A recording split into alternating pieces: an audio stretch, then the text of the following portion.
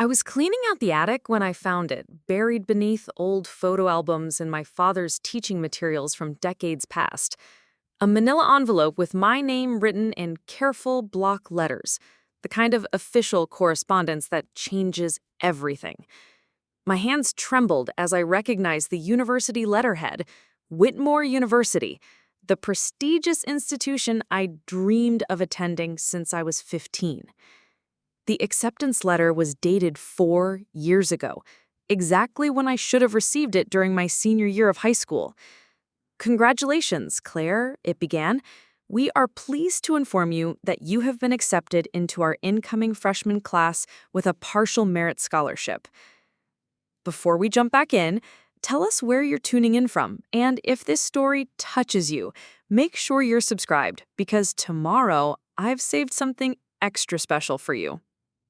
I read the words 3 times before they sank in. Accepted. With a scholarship.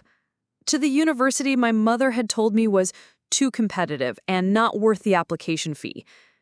The same university where she'd insisted I wouldn't fit in with those kinds of people. My legs gave out and I sank onto a dusty trunk, still clutching the letter. 4 years. 4 years of my life that could have been completely different if I'd known about this acceptance. Instead of attending Westfield Community College and living at home, I could have been studying at one of the most respected institutions in the state. The betrayal hit me like a physical blow. My mother, the woman who claimed to want the best for me, who said she was protecting me from disappointment, had stolen this opportunity from me. She had intercepted my mail, hidden my acceptance, and watched me settle for less while pretending it was for my own good. I thought back to that spring of my senior year, how I'd checked the mailbox obsessively for weeks hoping for good news from Whitmore. When nothing came, my mother had been so sympathetic, so quick to console me with talks about how everything happens for a reason and how Westfield was perfect for someone like you. Someone like me. The phrase took on a sinister new meaning now. Footsteps on the attic stairs made me quickly fold the letter and shove it into my jacket pocket. My father's head appeared through the opening, his graying hair disheveled from helping me sort through boxes. "Find anything interesting up there?" he asked, climbing the rest of the way up with the careful movements of someone whose knees had seen better days. I studied his face, searching for any sign that he knew about the letter. Dad had always been the gentler parent, the one who encouraged my academic interests, even when Mom dismissed them as impractical. "Just old school stuff," I said, my voice surprisingly steady. "Mom's keeping everything, apparently." He smiled ruefully. "You know how she is about memories. Can't bear to throw anything away." The irony of his words made my stomach clench. She'd thrown away my future while hoarding old report cards and art projects.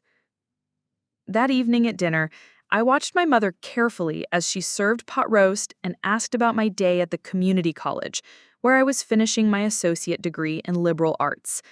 Margaret Dawson was still an attractive woman at 52, with the kind of polished appearance that came from years of maintaining the perfect suburban household. She dropped out of college when she got pregnant with my older sister Lily, and though she claimed not to regret it, I'd always sensed a bitter undercurrent when the topic of higher education came up. "How are your grades this semester?"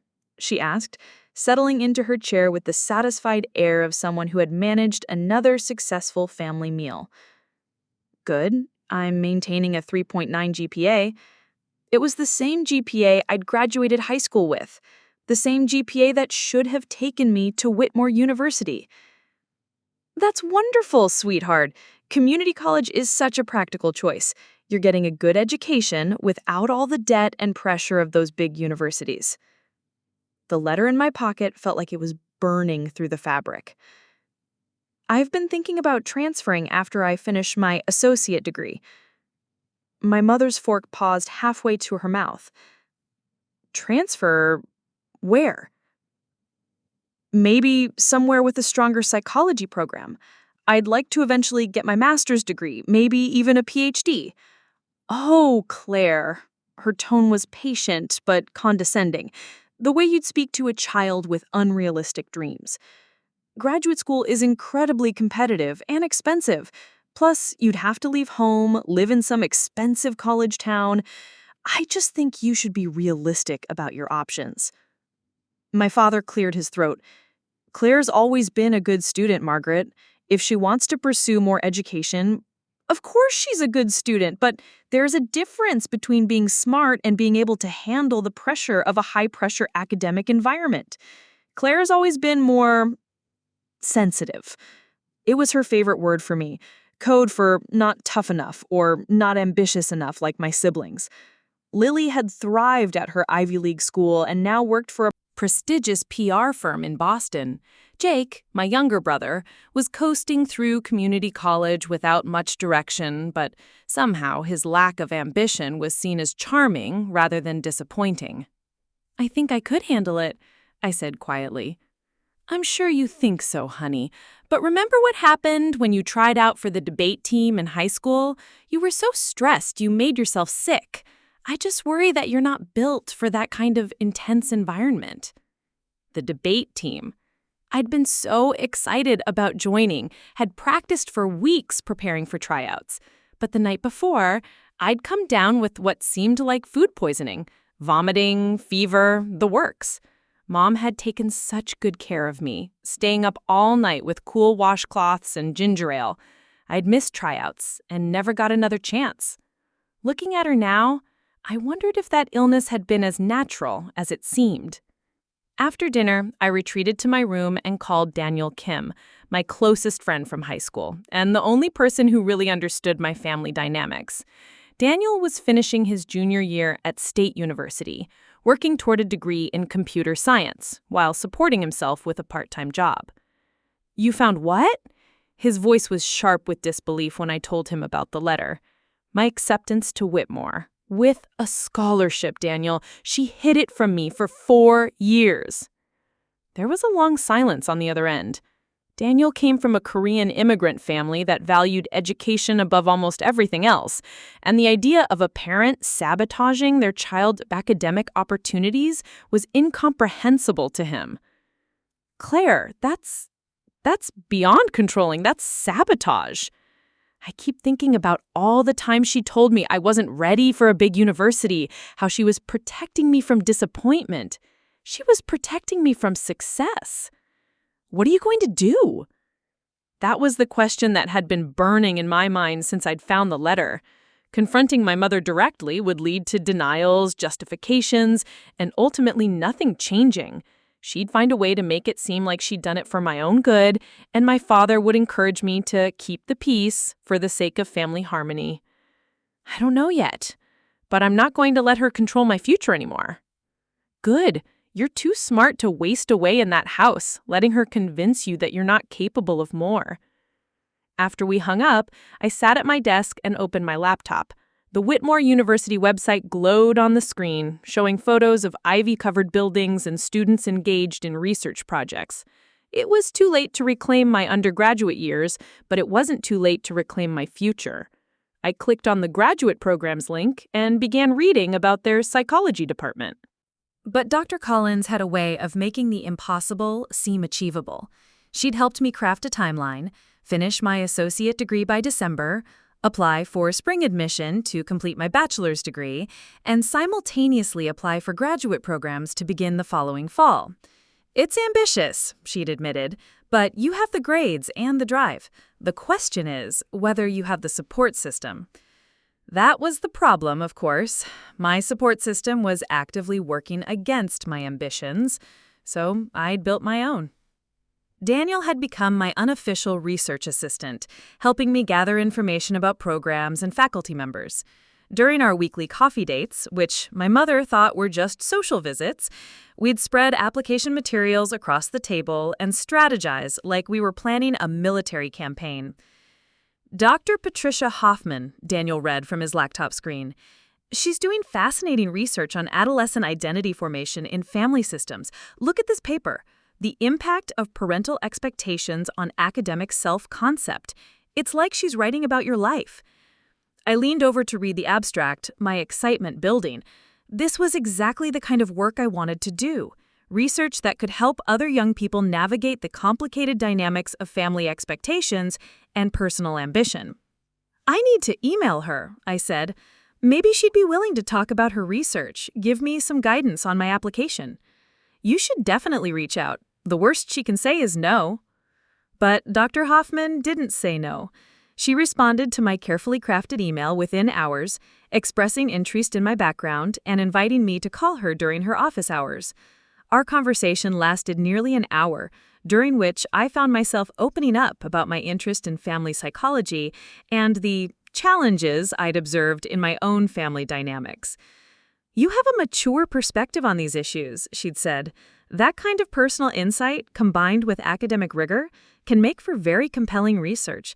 I'd be happy to speak with you more as you develop your application."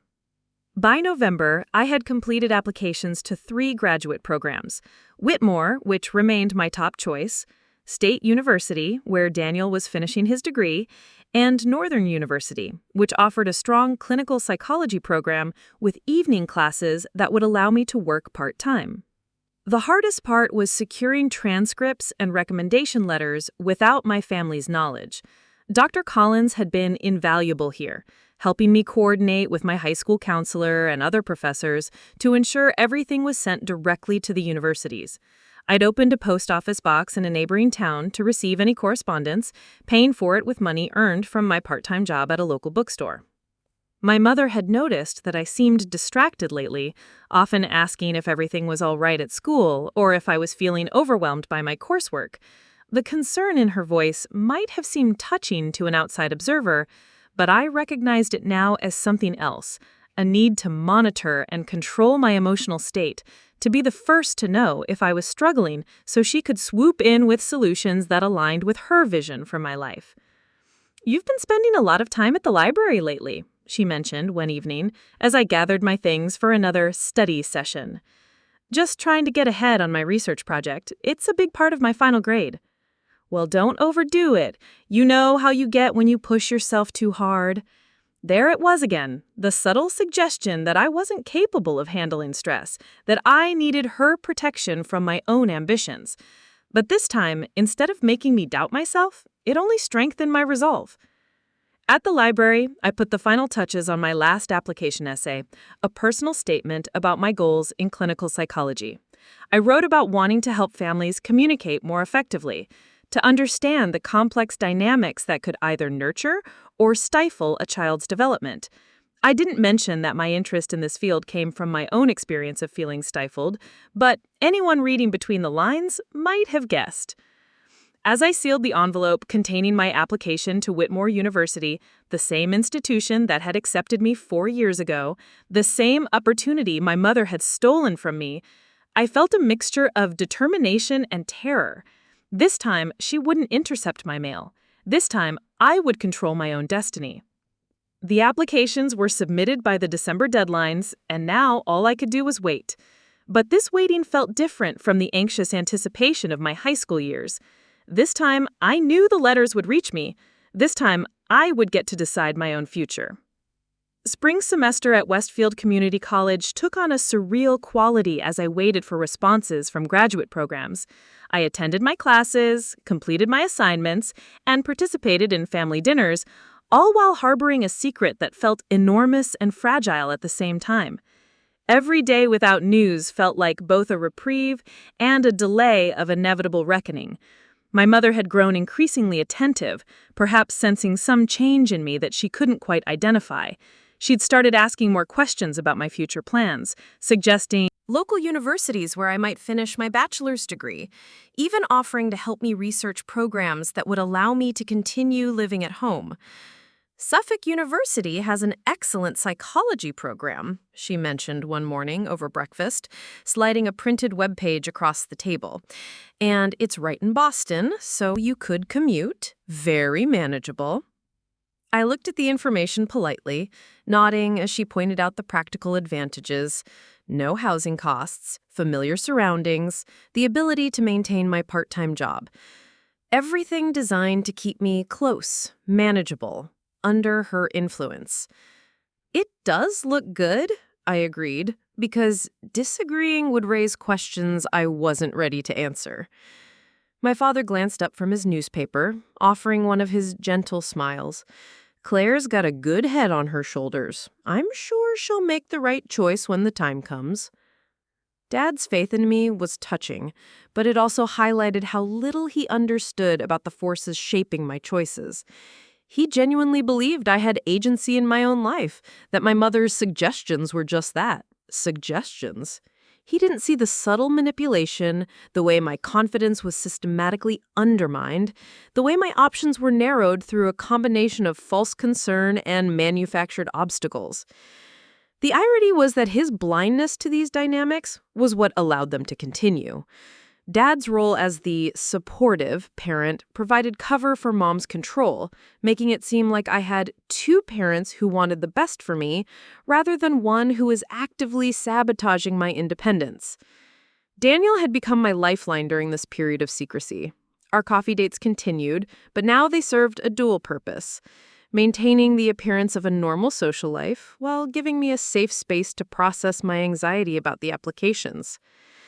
"Any word yet?" he'd ask each week, and each week I'd shake my head. Dr. Collins says responses typically come between March and April. I'm trying not to think about it. "Right, because you're obviously succeeding at that," he'd say, with a knowing look at my bitten fingernails and the dark circles under my eyes. The truth was, I was thinking about it constantly, not just about whether I'd be accepted, but about what would happen when I was. Because somewhere in my heart, despite all my mother's efforts to convince me otherwise, I believed I would be accepted. The question was how to handle the aftermath. I'd crafted several scenarios in my mind. In one version, I'd present the acceptance as a wonderful surprise, emphasizing how honored I was to be chosen and how I couldn't possibly turn down such an opportunity.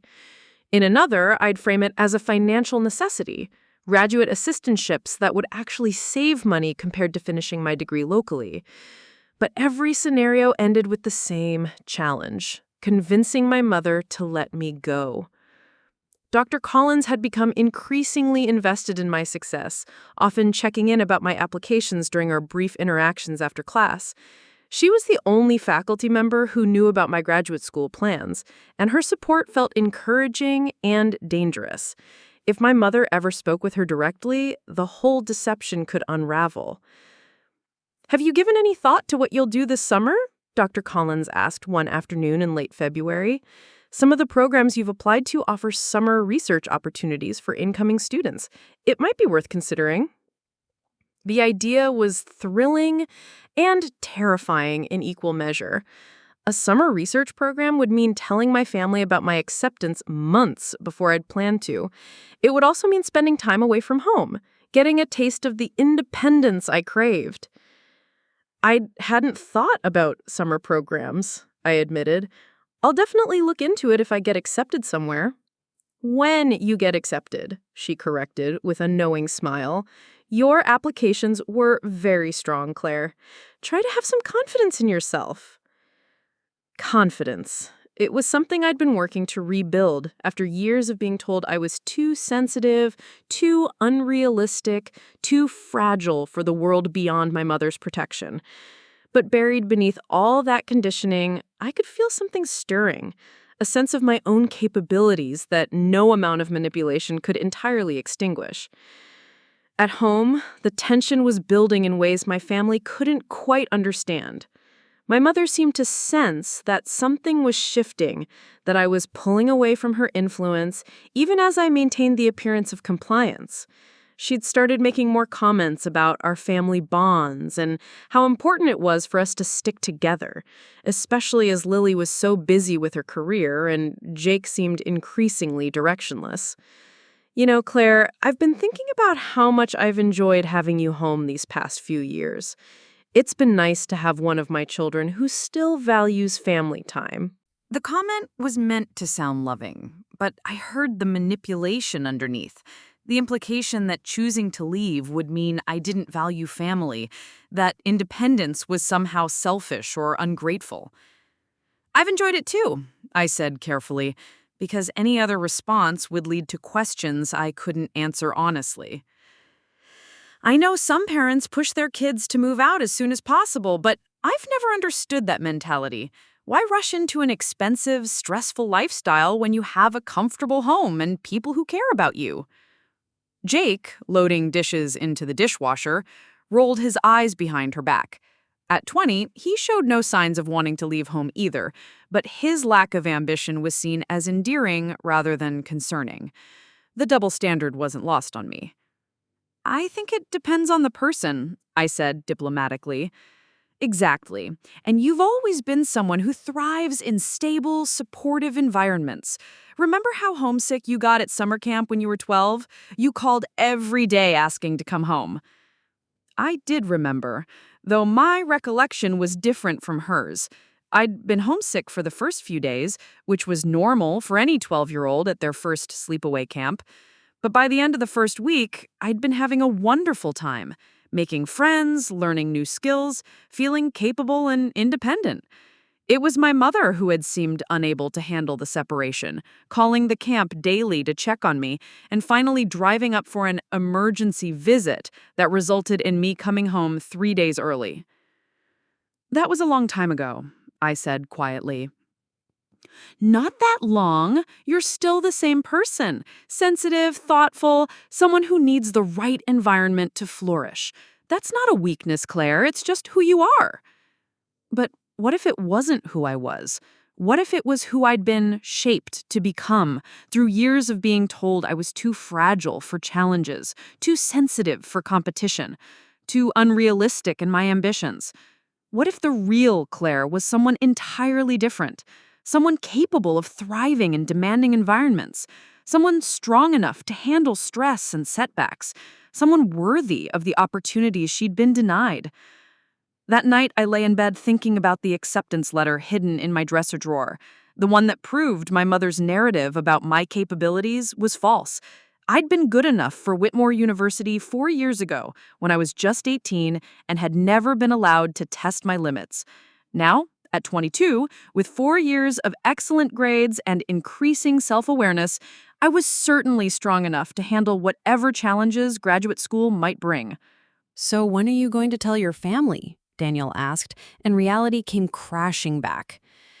I don't know. The housing application deadline is in 2 weeks, but if I submit it, there's no going back.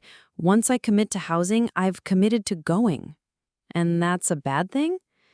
It's terrifying. You know what my mother will say, that I'm making an impulsive decision, that I'm not ready for this kind of pressure, that I should wait another year and apply to local programs. Daniel was quiet for a moment, studying my face. What do you want to do, Claire? Not what you think you should do, not what would cause the least conflict. What do you actually want? The answer came without hesitation. I want to go. I want to study with Dr. Hoffman. I want to live in the graduate housing. I want to present my research at conferences and write papers that actually matter. I want the life I should have had 4 years ago. Then that's what you should do. But knowing what I wanted and figuring out how to get it were two different things. That evening, I sat in my childhood bedroom, surrounded by the remnants of a life I'd outgrown. Participation ribbons from high school academic competitions, photos with friends who'd all moved on to universities while I'd stayed behind, books I'd read and reread because buying new ones felt too indulgent. I opened my laptop and began filling out the housing application for Whitmore's graduate student apartments. Each click felt like a small act of rebellion, a step toward the future I was claiming for myself. I planned to tell my family over dinner on Friday night, but my mother forced my hand earlier than expected. On Thursday afternoon, she cornered me in the kitchen with a brochure for a local state university extension program. I've been doing some research, she announced, spreading the materials across the counter. This program would let you finish your bachelor's degree part-time while working full-time. Very practical, very manageable. You could even continue living here and saving money. Something in her tone, the satisfied certainty that she'd solved my future for me, snapped the last thread of my patience. Actually, Mom, I need to tell you something. I've already been accepted to graduate school. She smile faltered. What do you mean, accepted? You haven't applied anywhere. Yes, I have. I applied to 3 programs and I've been accepted to Whitmore University's Clinical Psychology Master's Program with a graduate assistantship. The silence that followed was deafening. My mother's face cycled through confusion, disbelief, and finally anger. You applied to graduate school without telling us, behind our backs? I applied to graduate school like any independent adult would. I didn't realize I needed permission. Permission? Claire, this isn't about permission. This is about making smart decisions as a family. We could have helped you research programs, looked up financial options. Like you helped me research programs 4 years ago? The words came out sharper than I'd intended, but there was no taking them back now. My father, who had been reading his newspaper in the living room, appeared in the kitchen doorway. "What's going on?" "Your daughter," my mother said, her voice tight with controlled fury, "has apparently been secretly applying to graduate schools at Whitmore University of all places." Dad's eyebrows rose. "Whitmore? That's a very good school, Claire." "Thank you," I said, grateful for even that small acknowledgement. "It's also an expensive school," my mother interjected, "and completely unnecessary. Claire can get an excellent education right here, close to home, without taking on massive debt or throwing herself into an environment where she'll be competing with students who've been preparing for this their whole lives." "I have been preparing for this my whole life," I said quietly, "and I won't be taking on debt. The assistantship covers tuition and provides a stipend." For a moment, my mother looked genuinely surprised. She'd been so focused on the problems my acceptance would create that she hadn't considered I might have solved them myself. "An assistantship," she repeated slowly. "That's quite competitive." "Yes, it is. They specifically mentioned my research proposal in the acceptance letter." I could see her recalibrating, searching for new objections now that the financial argument had been neutralized. "Well, that's wonderful, sweetheart, but you need to think practically. Graduate school is incredibly demanding. You'll be working with professors who expect perfection, competing with students who've been at top universities, dealing with stress levels you've never experienced before. Are you sure you're ready for that kind of pressure?" There it was, the familiar refrain about my supposed fragility, my inability to handle challenges. But this time, I had ammunition. "I was ready 4 years ago," I said, my voice steady despite my racing heart. "I was ready when Whitmore accepted me for undergraduate admission and you hid the letter." The kitchen went completely silent. Even the refrigerator's hum seemed to pause. My mother's face went pale, then flushed red. I, I don't know what you're talking about," she said, but her voice lacked conviction. "I found the letter, Mom, in the attic, in a box with Dad's old teaching materials. My acceptance letter from 4 years ago with a partial scholarship. The letter you intercepted and hid from me." My father stepped fully into the kitchen, his expression shifting from confusion to something approaching horror. "Margaret, what is she talking about?" "It's not... It wasn't like that," my mother stammered. "Claire, you weren't ready for a place like Whitmore.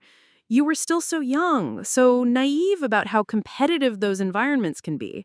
I was protecting you from disappointment." By stealing my acceptance letter?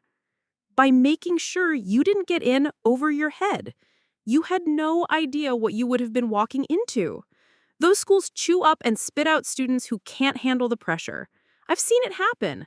Bright kids who think they're ready for the big leagues only to have nervous breakdowns and drop out with crushing debt. So you decided for me, without even giving me the chance to try. I made a parental decision to protect my daughter. That's what mothers do. My father, who had been listening with growing dismay, finally spoke. "Margaret, you hid her college acceptance letter? Don't you start, Ethan. You know as well as I do that Claire has always been sensitive. Remember the debate team tryouts? She made herself sick from stress. Maybe I was sick because you made me sick. Maybe that wasn't food poisoning. Maybe that was you making sure I couldn't handle something that might take me away from your control." The accusation hung in the air like a toxic cloud. My mother's eyes widened with what looked like genuine hurt. How can you say that? Everything I've done has been because I love you, because I want to protect you from making mistakes that could ruin your future. No, I said, my voice growing stronger. Everything you've done has been to keep me small, to keep me dependent, to make sure I never discover what I'm actually capable of. Well, guess what? I already know. Whitmore wanted me 4 years ago and they want me now. That's not luck or a mistake. That's proof that I'm capable of more than you've ever let me believe. My father sat down heavily at the kitchen table, his face etched with disappointment and confusion. Margaret, I can't believe you would do something like this. Hide her acceptance letter. I did what I thought was best for our family. Claire thriving at home, getting a good education locally, staying close to the people who love her. That's not a bad thing. But it wasn't her choice, he said quietly. You took away her choice. I made a choice that protected her from failure and heartbreak. You made a choice that protected you, I said, finally understanding the real motivation behind my mother's actions. You were afraid that if I succeeded at something big, something beyond your control, it would prove that your way isn't the only way, that maybe dropping out of college wasn't noble self-sacrifice, but a choice you regret. And maybe you couldn't stand the idea of your daughter achieving something you never got to finish. The words hit their mark. My mother's composure cracked completely, and for a moment I saw past the controlling exterior to the insecure woman underneath. That's not fair. Neither was hiding my future from me. I stood up, feeling taller than I had in years. I'm going to Whitmore in the fall. I've already submitted my housing application and accepted the assistantship. I wanted to tell you so you Could be part of this, maybe even be proud of me. But whether you support this decision or not, I'm going. As I walked toward the stairs, my father called after me. Claire, I'm proud of you. This is wonderful news. I turned back to see him looking at my mother with disappointment and something that might have been the beginning of anger. For the first time in my life, my parents weren't presenting a united front. The cracks in their perfect suburban marriage were starting to show, and I realized that my independence might cost them more than just control over my future. But that was no longer my responsibility. I had my own future to build. The week following my confrontation with my mother felt like living in a house made of glass. Everything fragile, everything visible, everyone walking carefully to avoid shattering what little piece remained. My father had taken to giving my mother long, disappointed looks across the dinner table, while she oscillated between defensive justifications and wounded silence. I need you to understand, she said to me on Sunday morning, cornering me in the laundry room where I was folding clothes. Everything I did was out of love. When you're a parent, you'll understand that sometimes you have to make difficult decisions to protect your children from their own impulses. My impulses toward academic achievement and independence? Your impulses toward situations you weren't prepared to handle.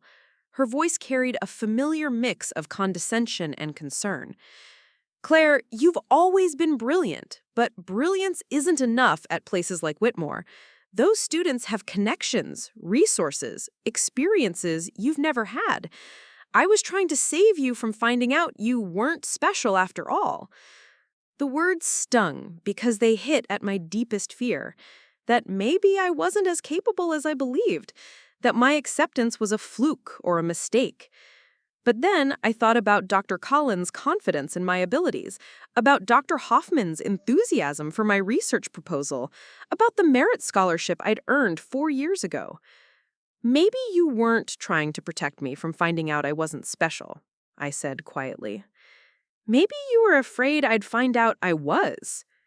My mother's face tightened. That's a cruel thing to say. Is it? Because from where I'm standing, it looks like you've spent 4 years convincing me I was too fragile for challenges, too sensitive for competition, too unrealistic in my goals, and every time I started to believe in myself, something would happen to knock me back down. Food poisoning before debate tryouts, sudden financial concerns when I mentioned wanting to study abroad, a mysterious mix-up with my SAT scores that meant I had to retake them and missed early admission deadlines. I watched my mother's expression carefully as I listed these incidents, seeing flickers of recognition that told me my suspicions weren't entirely paranoid. Sometimes things just happen, Claire. Not everything is a conspiracy. No, but some things are choices, and you chose to intercept my mail, hide my acceptance letter, and let me believe I wasn't good enough for 4 years. She was quiet for a long moment, folding and refolding the same towel. When she finally spoke, her voice was smaller than I had ever heard it. I was 20 years old when I dropped out of college to marry your father. I was studying English literature, and I loved it. I had dreams of becoming a writer, maybe teaching at the university level. But when I got pregnant with Lily, everyone said the practical thing was to focus on family. This was more personal information than my mother had ever shared with me, and I found myself listening despite my anger. For years, I told myself I'd go back someday, finish my degree, maybe get my master's, but life kept getting in the way.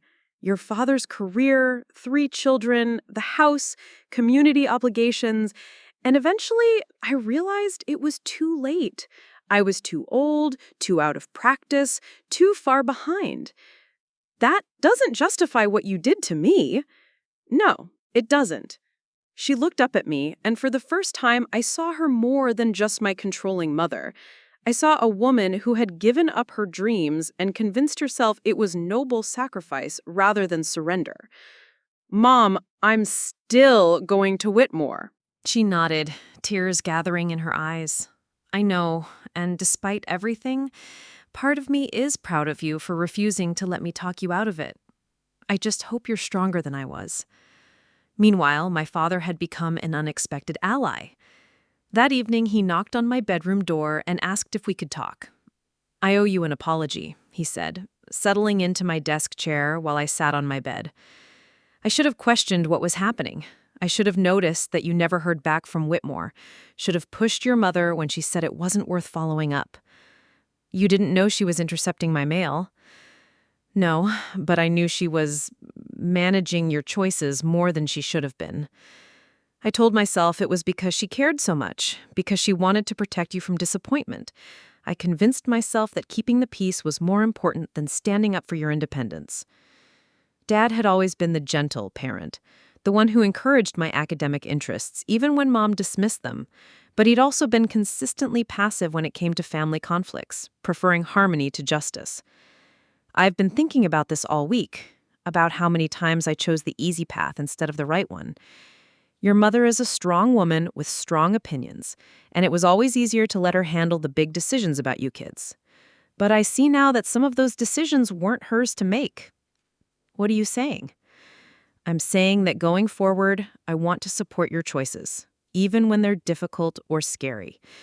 And I want you to know that I think what you've accomplished, getting into graduate school on your own, despite everything that was working against you, that's remarkable. His words meant more to me than I had expected. For so long, I'd felt like I was fighting this battle entirely alone, with only Daniel and Dr. Collins in my corner. Having my father finally acknowledge what had been done to me and commit to supporting my independence felt like gaining a crucial ally. "There's something else," he said. "Your mother and I are going to need to have some serious conversations about our marriage, about the ways we've been parenting, about a lot of things. But I don't want you to feel responsible for any of that. These are problems that existed long before this week." I nodded, though part of me did feel responsible. My push toward independence had exposed cracks in my parents' relationship that maybe I should have left alone. "Dad, do you think I'm making the right choice, going to Whitmore?" He smiled, and for the first time in days, it looked genuine. "Claire, I think you're making a brave choice, and sometimes that's more important than right or wrong." April blurred together in a whirlwind of preparation and paperwork. I had accepted Whitmore's offer, submitted my housing preferences, and begun the complex process of transitioning from a community college to graduate school.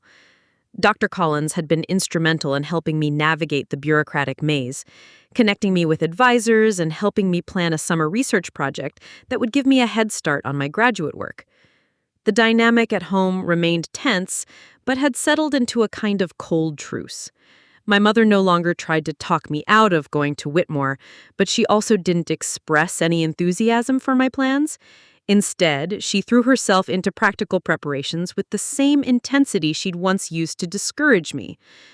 "You'll need professional clothes for teaching," she announced one Saturday morning, appearing in my doorway with her car keys, "and proper interview attire for conferences. We're going shopping."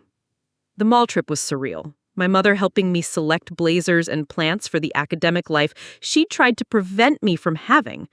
She had excellent taste and a good eye for what would work in professional settings, but every purchase felt loaded with unspoken tensions. "This color looks good on you," she said, holding up a navy blue blazer. "Professional, but not stuffy." "Thanks." I tried it on, studying myself in the dressing room mirror. I looked older, more serious, like someone who belonged in graduate seminars and research labs. "Your grandmother had a blazer that color," Mom said quietly. "She wore it to her college graduation in 1952, first woman in her family to get a degree." I turned to look at her, surprised by this family history I'd never heard before. "She became a high school principal," she continued. "Worked for 30 years. Never married, said her career was her life. I always thought that was sad, but maybe she was braver than I gave her credit for."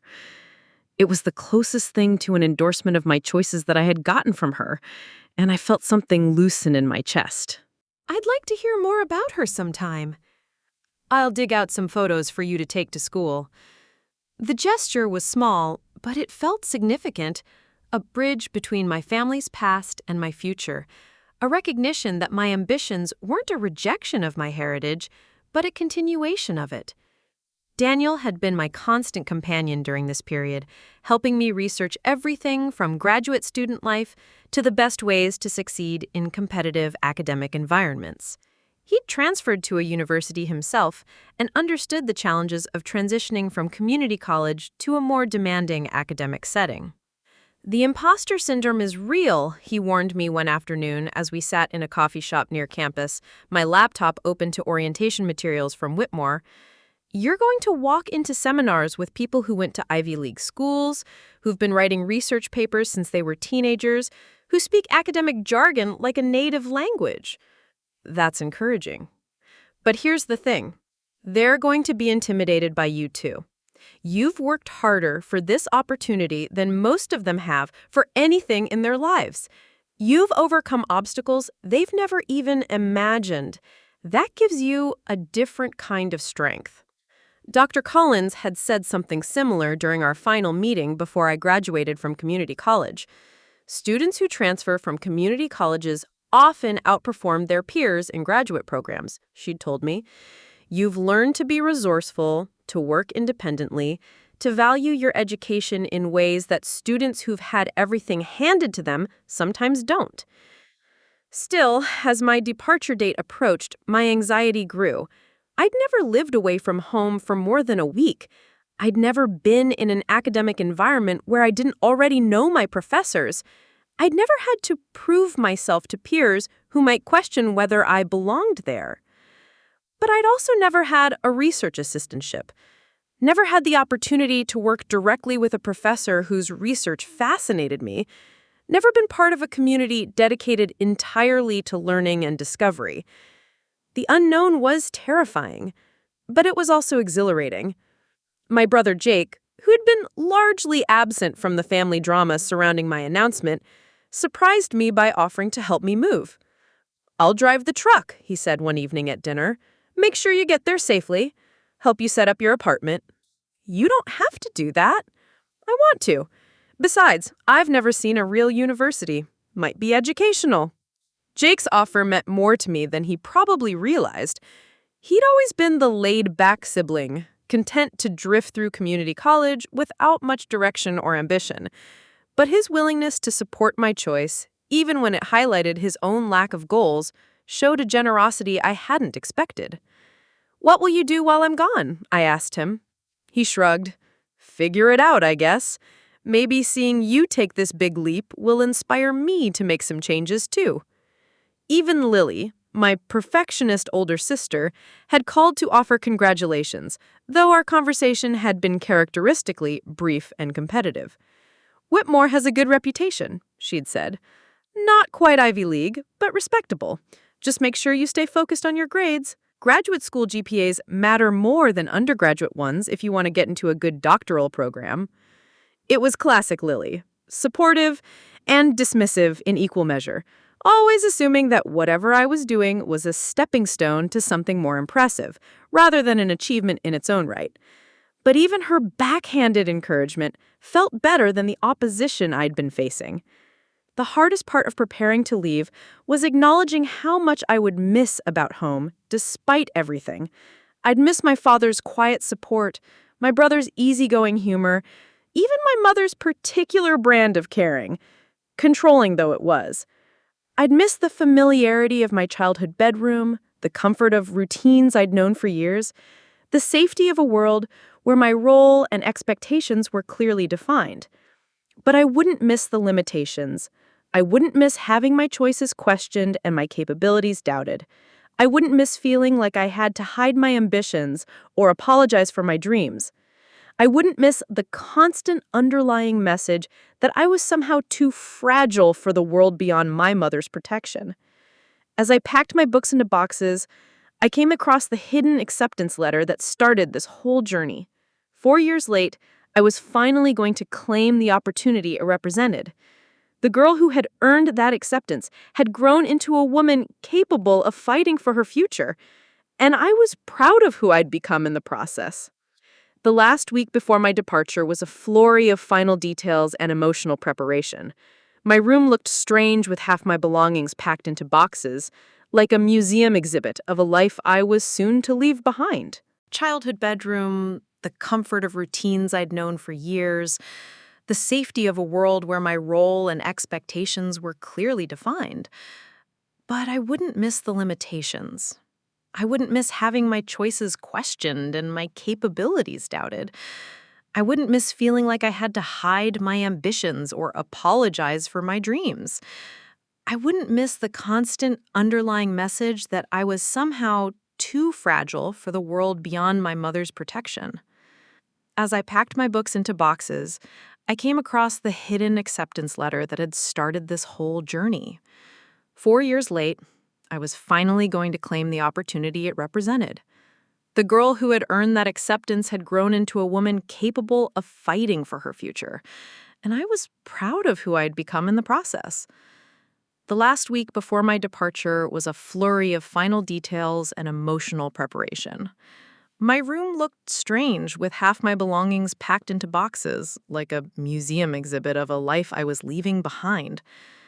I'd sorted through years of accumulated possessions, deciding what was worth taking to my new life and what belonged to the past I was ready to outgrow. My mother had entered a phase of intense practical support, as if she could somehow make up for her earlier sabotage by ensuring I was perfectly prepared for graduate school. She bought me organizational supplies, helped me research everything from the best laptop for academic work to proper nutrition for stressful periods. "You'll need to eat regularly," she lectured, packing homemade granola bars into a care package.